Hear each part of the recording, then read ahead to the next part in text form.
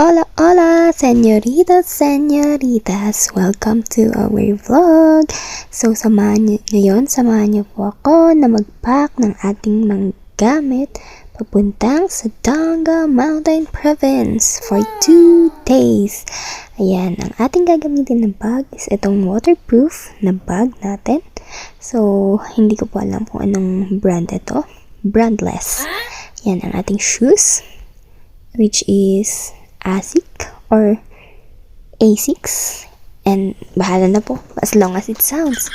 Yan ang ating outfitan bukas. So we have here our sweater kasi malamig pa dito sa atok, and then our shorts kasi sabi nila magha-hike daw tayo ng 2 hours. Ayan, and then ang ating cup para pag mainit na.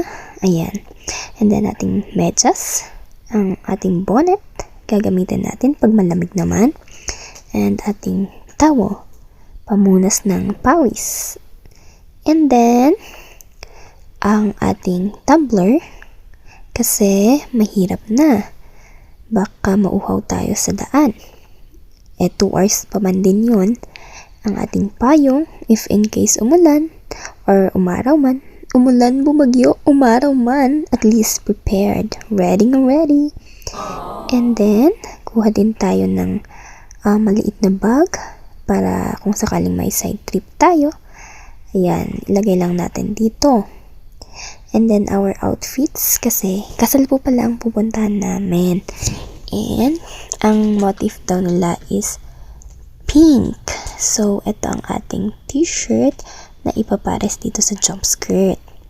Ayan, and then extra shirt if in case lang naman mag-side trip, and ating towel para red lang ba. And then we have also our wallet, syempre kailangan natin pera, and then envelope para sa lalagyan ng love gift or sa amin supon.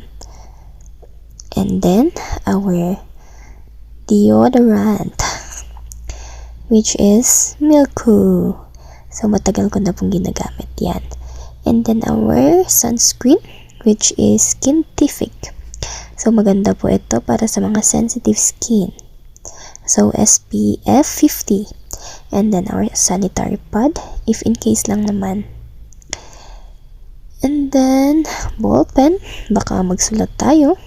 And then, white flower. And then, our lip care balm. And then, meron din naman.